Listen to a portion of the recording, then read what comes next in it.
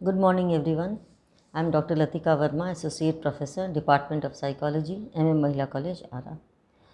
आज का जो हमारा टॉपिक है जिसके ऊपर हम डिस्कस करने जा रहे हैं वो है merits of single group design. पिछले 2-3 वीडियोज़ में हमने बताया रिसर्च डिज़ाइन का अर्थ क्या होता है, पर्पस क्या होता है, प्रिंसिपल्स क्या होता है, उसके क्राइटेरियाज़ क्या होते हैं एक अच्छे रिसर्च सैम्पल के, रिसर्च डिज़ाइन के। और फिर हमने पिछले वीडियो में बताया था कि टाइप्स कितने प्रकार के होते हैं। तो दो प्रकार को हमने डिस्कस किया था और आज हम लोग सिंगल ग्रुप डिज़ाइन के मेरिट्स के बारे में डिस्कस करेंगे कि उसके एडवांटेजेस क्या क्या हैं। एक पोस्ट ग्रेजुएट कोर्स के अंतर्गत आता है, साथ ही साथ इसको हम अंडर ग्रेजुएट कोर्स में भी पढ़ते हैं। पेपर का नाम है रिसर्च मेथोडोलॉजी, जो कि CC3 और यूनिट 2 के अंतर्गत आता है। Need of forming research design. सबसे पहले हम लोग ये जानेंगे कि रिसर्च डिज़ाइन क्यों हम लोग बनाते हैं, इसका क्या आवश्यकता किस तरह की पड़ती है हमारे रिसर्च वर्क में। इसमें हम देखेंगे कि इट रिड्यूसेस इनएक्यूरेसी, यानी कि जो भी इनएक्यूरेसी होता है, जो किसी भी तरह की त्रुटि आ सकती है, उसको ये कम करता है। Helps to get maximum efficiency and reliability, यानी कि जो रिसर्च डिज़ाइन जब हम बनाते हैं तो अधिक से अधिक हमको विश्वसनीयता और एफिशिएंसी योग्य तरीके से, अच्छे तरीके से हम लोग रिसर्च वर्क करने में सक्षम हो पाते हैं।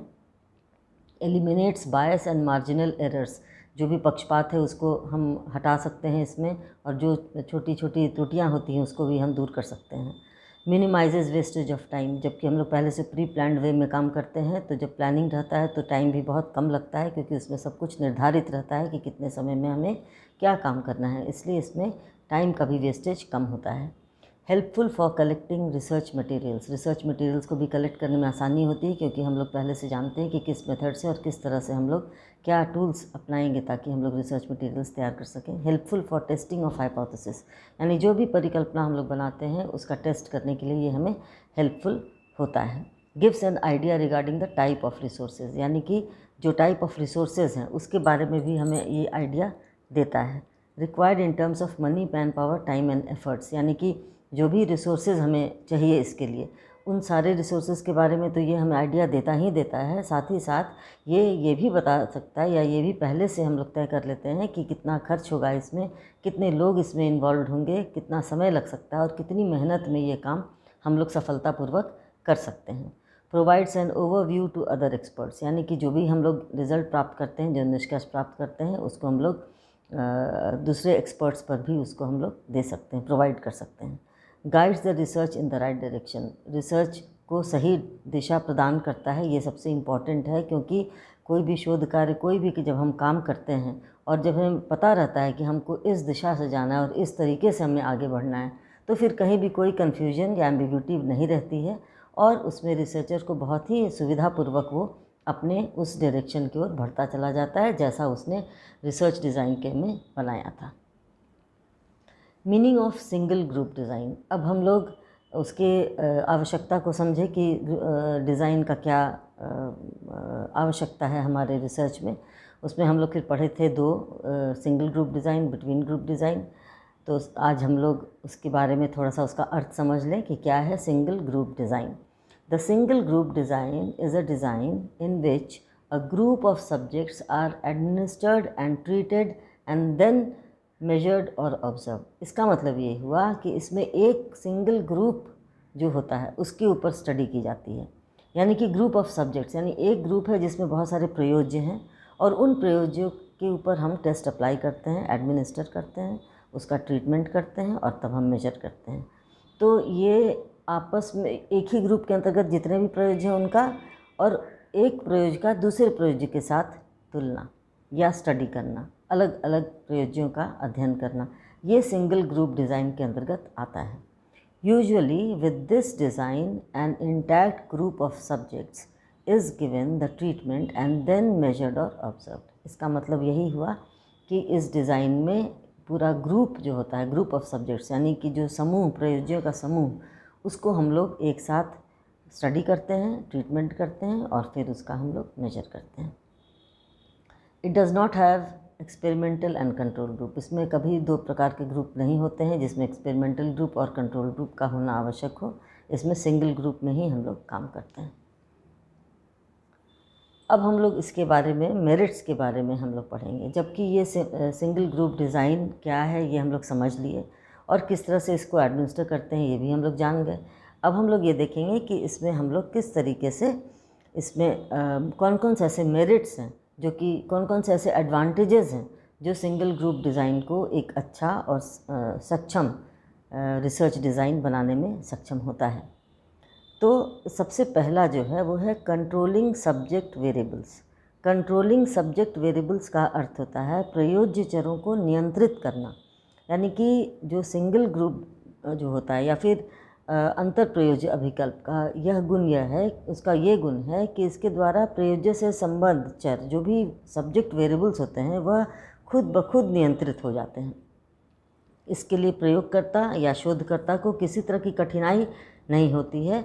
इसका कारण यह है कि प्रयोज्य का वह जो सेम ग्रुप ऑफ सब्जेक्ट्स होता है उसमें नियंत्रित अवस्था, कंट्रोल कंडीशन तथा एक्सपेरिमेंटल कंडीशन के में कार्यरत होता है। इस दृष्टिकोण से यह अभिकल्प वास्तव में सेपरेट ग्रुप डिज़ाइन अथवा बहु समूह का मल्टीपल ग्रुप डिज़ाइन के से बेहतर है ये। क्यों? क्योंकि इसमें सिंगल ग्रुप डिज़ाइन पर ही हम लोग स्टडी करते हैं और इसमें किसी तरह का सारे वेरिएबल्स को हम लोग इसमें कंट्रोल कर सकते हैं। अंडरवुड महोदय ने भी कहा है कि विद इन सब्जेक्ट डिज़ाइन के आधार पर प्रयोज्य चर जो होते हैं, जो सब्जेक्ट वेरिएबल्स होते हैं, वो आसानी से हम लोग नियंत्रित कर सकते हैं। दूसरा है कंट्रोलिंग सिचुएशनल वेरिएबल्स, यानी कि परिस्थिति चरों को नियंत्रित करना। ये भी बहुत इसका एडवांटेज है, क्योंकि सिंगल ग्रुप डिज़ाइन में जितने भी परिस्थिति चर होते हैं उनको भी नियंत्रित करना काफ़ी सरल हो जाता है। परिस्थिति चरों का तात्पर्य वो होता है जैसे stimulus variables, task variables, experimental variables के साथ साथ जो सीक्वेंस वेरिएबल्स हैं उन सभी से ये उसका अर्थ ये निकलता है। और सिंगल ग्रुप डिज़ाइन तथा विद इन सब्जेक्ट डिज़ाइन के द्वारा इन सभी परिस्थिति चरों को हम बहुत आसानी से नियंत्रित कर लेते हैं। इसके लिए शोधकर्ता हो या प्रयोगकर्ता हो, किसी भी कठिनाई का सामना इनको नहीं करना पड़ता है। इसका कारण क्या है, आइए देखते हैं। कारण ये है इसका कि कंट्रोल्ड कंडीशन तथा एक्सपेरिमेंटल कंडीशन या कंडीशंस में वही सब्जेक्ट्स कार्यरत होते हैं। सभी मतलब एक ही प्रयोज्य के ऊपर हम लोग करते हैं, चाहे वो एक्सपेरिमेंटल कंडीशन हो चाहे वो कंट्रोल्ड कंडीशन हो। इसमें प्रयोज्य अलग नहीं होते।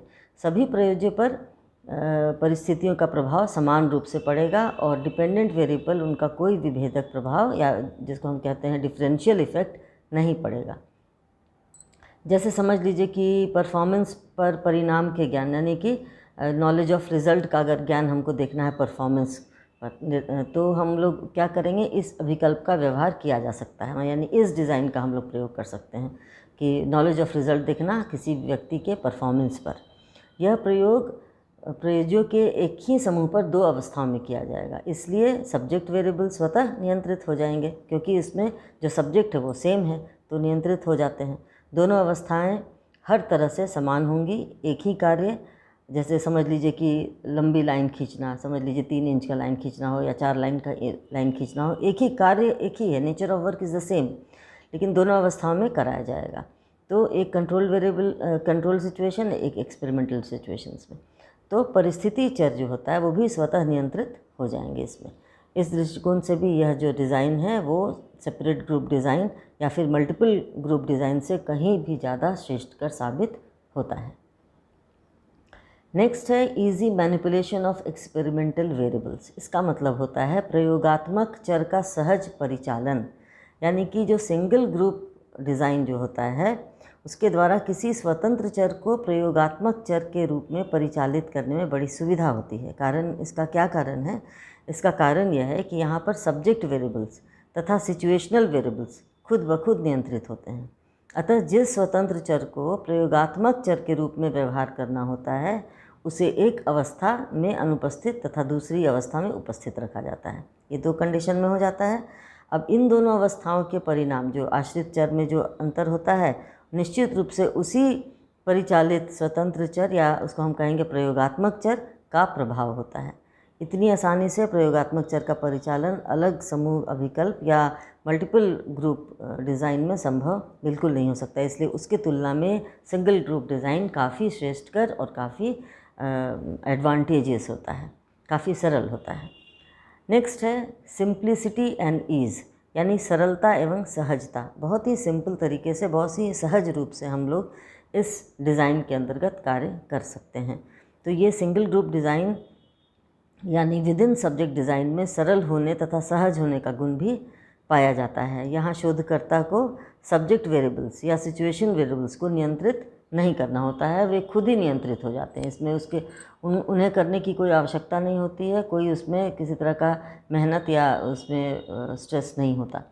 यह गुण अलग समूह अभिकल्प यानी कि सेपरेट ग्रुप डिज़ाइन या मल्टीपल ग्रुप डिज़ाइन में नहीं पाया जाता। ये सिर्फ मेरिट है किसका? सिंगल ग्रुप डिज़ाइन का, क्योंकि वो खुद ब खुद कंट्रोल रहता है।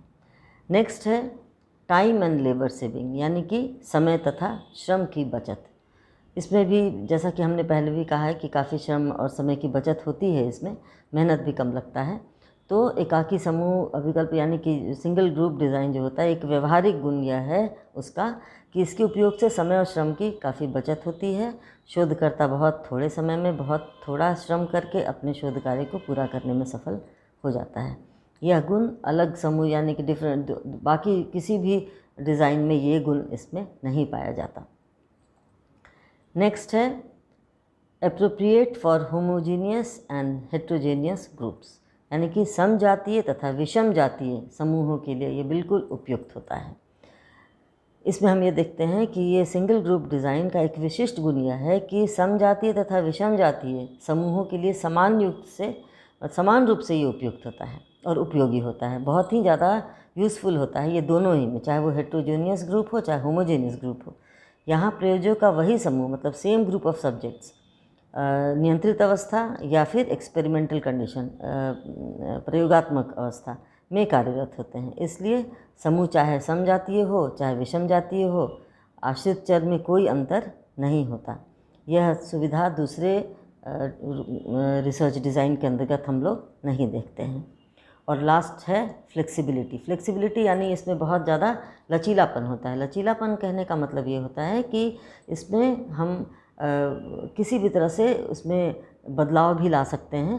जैसे कि अगर सब्जेक्ट्स है तो सब्जेक्ट्स के ऊपर हम लोग क्वेश्चंस जो करते हैं या फिर जो हम लोग एडमिनिस्टर करते हैं उसमें लचीलापन होना चाहिए, बहुत ज़्यादा रिजिडिटी इसमें नहीं होती है। ये गुण इसको काफ़ी महत्वपूर्ण बना देता है सिंगल ग्रुप डिज़ाइन को, और काफ़ी हेल्पफुल और ईजी कर देता है। हर तरीके से काफ़ी आसान होता है। ये किसी भी रिसर्चर को सिंगल ग्रुप डिज़ाइन के तहत अगर कोई रिसर्च करता है तो उसको काफ़ी सुविधा होती है और बहुत सरल तरीके से कम समय में और हर वेरिएबल्स को कंट्रोल करते हुए, जो कि कंट्रोल करना उसको भी नहीं है, वो खुद ब खुद कंट्रोल्ड है, ऐसे स्थिति में उसको रिसर्च करना काफ़ी सुविधाजनक होता है और उसके द्वारा जो भी आंकड़ा प्राप्त होता है, जो भी निष्कर्ष निकलता है, वो बिल्कुल सही होता है।